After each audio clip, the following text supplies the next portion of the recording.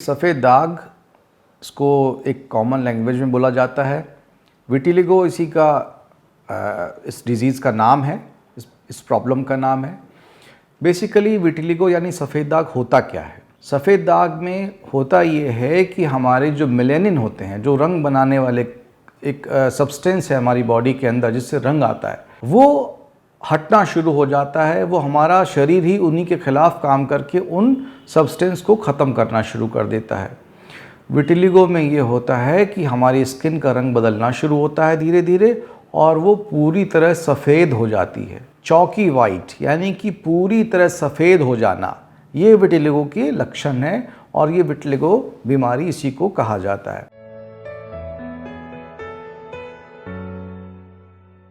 सफ़ेद दाग यानी विटिलिगो कई प्रकार का होता है। कई प्रकार से मतलब है, कोई सेगमेंटल होता है यानी शरीर के सिर्फ एक हिस्से में हुआ और उसी में सीमित रह गया, कहीं आगे नहीं बढ़ा, तो उसको हम सेगमेंटल विटिलिगो बोलते हैं। कभी कभी क्या होता है, हमारे सिर्फ फेस पे रहता है, और फेस में भी जैसे हमारे लिप्स पे है और हमारे चीक्स पर है, हमारे चेहरे के तमाम कान पर है और जगहों पर है, तो फेशियल विटिलिगो हो गया। और हमारे जो शरीर में हाथों में उंगलियां होती हैं, उंगलियों की जो टिप होती है, तो वहाँ पर और चेहरे में लिप्स पर एक ये प्रकार का विटिलिगो होता है, इसको लिप टिप विटिलिगो बोलते हैं। तो मैंने आपको बताया सेगमेंटल विटिलिगो है, एक आपको बताया लिप टिप विटिलिगो है, और छोटे छोटे पैच बनने शुरू होते हैं। तो उन पैचेस में जब वो बनना शुरू होता है तो आपस में जुड़ जाते हैं वो पैच और उसको बहुत बड़ा बना लेते हैं। तो ऐसे बॉडी में जब वो पैचेस आने शुरू होते हैं तो उन पैचेस को भी हम विटिलिगो की ही श्रेणी में लाते हैं, और वो पैचेस को फैलने से जो जुड़ रहे होते हैं पैचेस, उन जुड़ने को हम लोग इस तरीके से बोलते हैं कि विटिलिगो आपके पूरे शरीर में एक जनरलाइज्ड फॉर्म में जा रहा है, तो जनरलाइज्ड विटिलिगो हो गया। कुछ लोगों को स्कैल्प में सिर्फ होता है, यानी कि हमारे सर में सफ़ेदी आना शुरू हुआ और हमारे उस एरिया के बाल सफ़ेद होने शुरू हो गए, तो स्कैल्प विटिलिगो हो गया। तो कहने का मतलब है कि हमारे शरीर में विटिलिगो कई प्रकार से आता है, कई अंगों में आता है, और जनरलाइज्ड भी हो सकता है, यानी कि पूरे शरीर में हो सकता है। सफ़ेद दाग यानी विटिलिगो जो है, उसके लक्षण ये हैं कि स्किन में जहाँ भी हमारा शरीर, सबसे बड़ा ऑर्गन हमारे शरीर का स्किन होता है। सर से लेकर पैर तक हम स्किन से कवर्ड रहते हैं, यानी हमारे शरीर का सबसे बड़ा ऑर्गन वो स्किन है। और वो कहीं पर भी स्किन का हल्कापन आना शुरू होता है, और वहाँ पर क्या होता है कि वो जो हमारा सांवलापन है, वहाँ पर सफ़ेदी आनी शुरू हो जाती है। स्किन का कलर आसपास के स्किन कलर से चेंज होना शुरू हो जाता है, रंग में बदलाव आना शुरू होता है। पहले वो हल्का होता है, उसके बाद वो गहरा सफ़ेद होना शुरू हो जाता है, और एक वक्त आता है जब वो चौकी वाइट हो जाता है। तो कहने का मतलब है, हमारी आसपास की खाल का रंग जब हमारी किसी एक एरिया की खाल के रंग से दोनों में बदलाव आना शुरू होता है, तो ये संभावना है कि वहाँ पे रंग का परिवर्तन हो रहा है, यानी विटिलिगो की संभावना बनने लगती है। सफ़ेद दाग के कई कारण हैं। ऐसा रिसर्च में देखा गया है कि जो केमिकल का एक्सपोजर हम लोग देख रहे हैं आजकल, वो एक्सपोजर इतना ज़्यादा हो चुका है कि हमारे डेली रूटीन का हिस्सा बन गया है। जैसे प्लास्टिक है, जैसे रैक्सीन है, जैसे रबर है, ये चीज़ें जिन केमिकल से बनी होती हैं, तो ऐसा रिसर्च में देखा गया है, इनके कांटेक्ट में आने पर, यानी इनके संपर्क में आने पर, ये विटिलिगो के पेशेंट्स को जब ऐसा स्टडी की गई, ऐसा देखा गया रिसर्च में कि उनको उन जगहों पर वो विटिलिगो के रूप में उस केमिकल के कांटेक्ट की वजह से वो परिवर्तन होना शुरू हो गया। तो एक ये भी वजह है। दूसरा क्या है कि ये सबसे इम्पॉर्टेंट बात बता रहे हैं आपको कि ये एक ऑटोइम्यून डिसऑर्डर है। अब इसमें इम्पॉर्टेंट क्या है? इम्पॉर्टेंट ये है कि ऑटोइम्यून डिसऑर्डर मतलब शरीर हमारा अपने आप से ऐसे लक्षण करना शुरू कर देता है। यानी अपने आप से कैसे करेगा? अपने आप से करने का मतलब ये हुआ, हमारी ही किसी चीज़ के खिलाफ काम करना शुरू कर दे। ऑटोइम्यून डिसऑर्डर सीधी बात में ये होता है।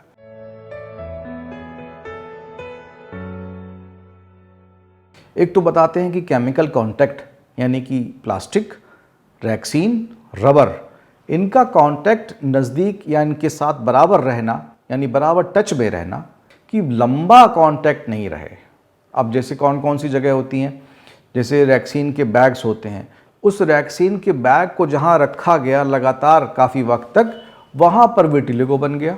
यानी लंबे वक्त तक उस रैक्सीन के बैग को अपने स्किन से सटा कर रखने पर वो केमिकल का या उस जो भी सब्सटेंस वहाँ से इस तरह का रिएक्शन हुआ केमिकल का, और उसने हमारे शरीर में क्या किया कि उसको उस जगह पे विटिलिगो पैदा कर दिया। तो ये एक चीज़ है जिसको अवॉइड करना चाहिए। किसी भी केमिकल की बनी हुई चीज़ों को अपने शरीर से बहुत लंबे वक्त तक साथ ना रखा जाए। सावधानियों की बात जहाँ तक है विटिलिगो में, तो ये मोटा मोटा देखा गया है कि हम लोग, जैसे मैंने आपको पहले भी चर्चा में बताया कि विटिलिगो में बहुत सारे केमिकल्स के एक्सपोजर होते हैं, उनको ज़रूर बचाव करना चाहिए और उनसे थोड़ा दूरी रखना चाहिए। अब केमिकल्स की बात आती है, भाई हम तो घर में रहते हैं, हम केमिकल छूते ही नहीं हैं, लेकिन आप जो डाई लगा रहे हैं वो क्या है, वो भी केमिकल है। फीमेल्स कई बार ऐसे कॉस्मेटिक्स यूज़ करती हैं जो उनको लगता है कि बहुत अच्छे और कम रेंज पैसे में मिल गए हमें, शायद क्वालिटी अच्छी नहीं होती है, या मे बी वो एक अलग तरह का प्रोडक्ट यूज़ कर रही हैं जो उनको लगता है कि बहुत अच्छा है बट उतना अच्छा नहीं है। तो वो क्या है, जो प्रोडक्ट आप यूज़ करते हैं फेस पर, वो भी केमिकल है। हाँ, एक बात और मुझे ध्यान आई, अभी आजकल बहुत बड़ा एक तबका है जो इस बात को प्रमोट करता है कि एलोवेरा प्लांट है, एलोवेरा प्लांट को रगड़ो तो स्किन साफ़ हो जाएगी, पियो तो स्किन अच्छी हो जाएगी, शरीर अच्छा हो जाएगा। बहुत अच्छी बात है, लेकिन वो एलोवेरा प्लांट शुद्ध होना चाहिए। जब हम ये एलोवेरा प्लांट, जिसमें हम यूरिया भी डालते हैं, पोटाश भी डालते हैं, दुनिया भर की खादें भी डालते हैं जो केमिकल्स की बनी हुई होती हैं, तो वो कहाँ जाएगा? वो एलोवेरा में नहीं जाएगा, वो एलोवेरा में जाता है, बिल्कुल जाता है। और हम उसको रगड़ते हैं अपने शरीर पर। अगर आप यूरिया अपने चेहरे पर रगड़ने लगेंगे तो आपको लगता है आप अच्छे हो जाएंगे या आपको कोई रिएक्शन हो जाएगा, ये आपको स्वयं तय करना है।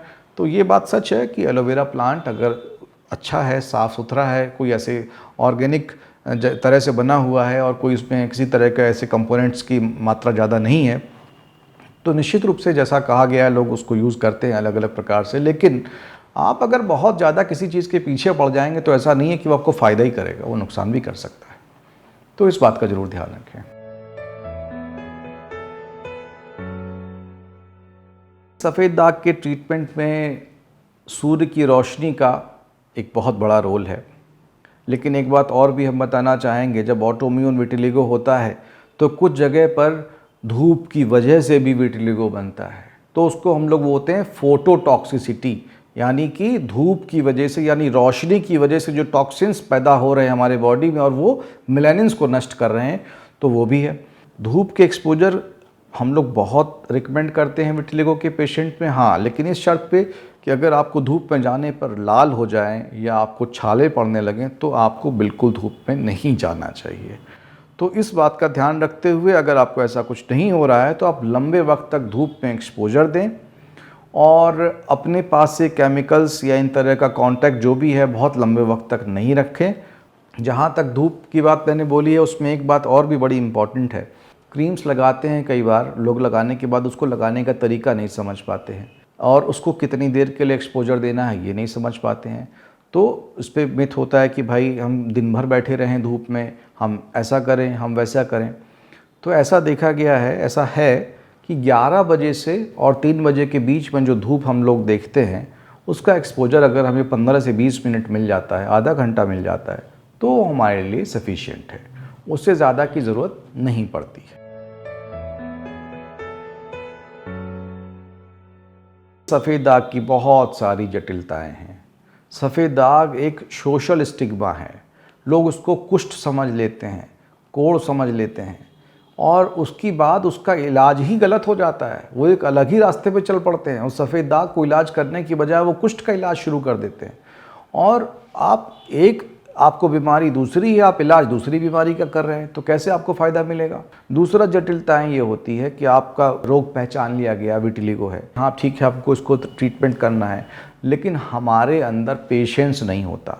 हम सोचते हैं कि आज दवा खाएंगे और कल सब एकदम ठीक हो जाना चाहिए, जो नहीं हो सकता। विटिलिगो का ट्रीटमेंट एक लंबी प्रक्रिया है, जटिल प्रक्रिया है, इससे गुजरना पड़ता है। जटिलताओं की बात हो रही है तो मैं एक बात और कहना चाहूँगा, लोगों ने ये मिथ बना दिया कि इसका इलाज ही संभव नहीं है। इलाज संभव है, पूरी तरह संभव है। इसका इलाज फोटोथेरेपी से भी है, इसका इलाज दवाओं से भी है, इसका इलाज लेज़र से भी है, इसका इलाज सर्जरी से भी है, और इसका इलाज और भी चीज़ें हैं जो तमाम चीज़ें की जाती हैं उनसे संभव है। लेकिन वो अलग अलग स्टेप्स होते हैं। ऐसा नहीं होता कि एक साथ सब कुछ कर दिया जाएगा आपके साथ। आपके शरीर को पहले तो स्क्रीन किया जाता है, देखा जाता है कि इसको क्या चीज़ करना है, कैसे रिस्पॉन्ड कर रहा है, कितनी दवा की डोज दी जानी है। कई बार क्या होता है, दवा जब शुरुआत होती है तो अनस्टेबल विटिलिगो, यानी दो तरह के विटिलिगो ये भी होते हैं, स्टेबल और अनस्टेबल। स्टेबल विटिलिगो हुआ जहाँ पर रंग नहीं ऐसा प्रॉब्लम कर रहा है, बना है जितना उतना ही बना हुआ है, ना घट रहा है ना बढ़ रहा है, वहीं पर रुका हुआ है। एक होता है अनस्टेबल, ठीक हुआ फिर हो गया, या ठीक नहीं हुआ दवा चल रही और बढ़ गया। तो मरीज़ ऐसे में बहुत ज़्यादा कन्फ्यूज़ हो जाता है और वो ये सोचता है कि मैं दवा भी कर रहा हूँ उसके बाद भी मेरा रोग ठीक नहीं हो रहा है, या दवा भी कर रहा हूँ मेरा रोग बढ़ता ही जा रहा है। तो ये डॉक्टर सही नहीं है, या दवा सही नहीं है, या मुझे रिएक्शन हो रहे हैं, या ऐसा हो रहा है या वैसा हो रहा है। जबकि सच्चाई ये है कि आपको थोड़ा वक्त देना चाहिए। जब आप समझेंगे कि आपके डॉक्टर ने आपके प्रॉब्लम को समझा है, आपके वेट को देखा, आपके वेट के हिसाब से दवा रिकमेंड की है, आपके वेट के हिसाब, आपके कामकाजी के तरीके के हिसाब से आपको रिकमेंड किया कि किस तरीके से आप दवा लगाएं और धूप में दिखाएं, तो हम उसको फॉलो करें। एक जगह फॉलो करें, चाहे जो भी करें। एक जगह हम फॉलो नहीं करते, हम 15 दिन पे जंप करना शुरू कर देते हैं। आज यहाँ पे, आज वहाँ पे, कल किसी और ने बताया, परसों किसी ने फ़ोन पे बता दिया, आज चाची ने बताया, परसों चाचा ने बताया, और हम लोग अपने डॉक्टर्स को बदलते रहते हैं और लास्ट में बोलते हैं इसका इलाज कहीं नहीं है, जबकि सच्चाई ये है कि आपने इलाज किया ही नहीं है। तो ये मिथ है, इस मिथ को दूर करें और एक जगह, चाहे वो किसी भी पैथी, किसी भी चिकित्सक, किसी भी जगह पर जाकर करें, लेकिन एक जगह पर लग के करें, क्योंकि सवाल जवाब तो वो देगा ना आपको। डॉक्टर आपको बताएगा, वो डॉक्टर साहब आपको पूरी चीज़ बताएंगे कि भाई क्या हो रहा है क्या नहीं हो रहा है। तो ये मेरा एक कहना है कि आप इस बात को ज़रूर ध्यान दें कि आप इस मिथ को समझें कि ये मिथ है, सिर्फ मिथ है। मिथ मतलब एक ऐसा कहा सुना जो सच्चा नहीं है। तो ये इस बात को ज़रूर ध्यान दें। ये सबसे बड़ी जटिलता है सफ़ेद दाग के मरीज़ों के लिए। तो कृपया इसकी ओर ज़रूर ध्यान दें और सोचें कि ये बुखार की दवा नहीं खा रहे हैं, आपकी बुखार की दवा खाई और बुखार चला गया। ये रंग आने की दवा है जो धीरे धीरे धीरे धीरे अपना काम करती है और निश्चित रूप से करती है।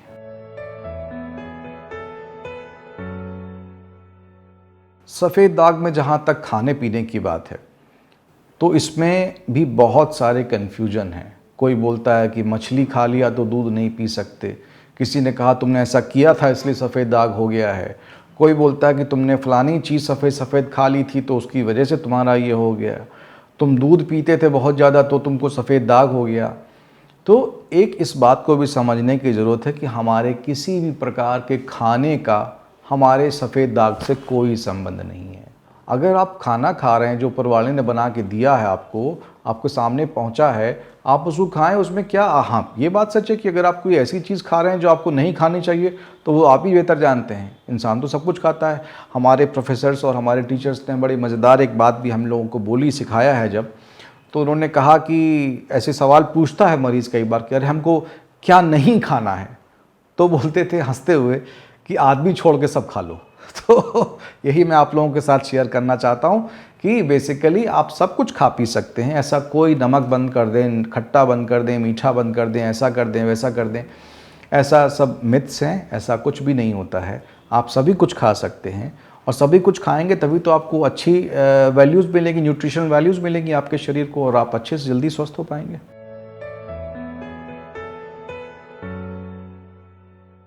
ये मिथ है कि हमारे फैमिली में किसी को नहीं था और मुझे हो गया। क्या हमें ये सिर्फ फैमिली से ही आता है? 100% नहीं है, लेकिन ऐसा देखा गया है कि जेनेटिक्स में, यानी पेरेंट्स में है किसी को, तो अगली पीढ़ी में जाने की संभावना रहती है। ये बात से इनकार नहीं किया जा सकता, लेकिन वो बहुत कम संभावनाएं हैं। एक बात और है, ये तो हो गई जेनेटिक की बात। जेनेटिक तो एक चीज़ हुई, जो संभव है नहीं संभव है ये तो कहा नहीं जा सकता। लेकिन एक बात को लेकर लोगों के बहुत बड़ा मिथ है कि इसको छूने से दूसरे को हो जाएगा। छुआछूत वाली बीमारी है। स्किन में दो तरह की समस्याएं होती हैं, एक छूने से फैलने वाली और एक होती है छूने से ना फैलने वाली। तो ये छूने से ना फैलने वाली है, छूने से नहीं फैलती है, कभी नहीं फैलती है। कितना भी छू लें, साथ में खाएं, एक ही थाली में खाएं, एक साथ सोएं, तो भी ये किसी को नहीं जाती। ये छुआछूत वाला रोग नहीं है, बिल्कुल नहीं है। इसमें किसी तरह का कन्फ्यूजन भी नहीं है। तो इस चीज़ को अपने दिमाग से निकाल दें कि अगर मैं किसी ऐसी जगह पे बैठा हूँ जहाँ किसी को सफ़ेद या कुष्ठ रोग है, मैं उसके साथ बैठा था तो मुझे हो गया, ये संभव नहीं है। कभी भी ये किसी दूसरे से, ना खान पान में साथ में खाने से, ना साथ में रहने से कभी किसी को नहीं जाता।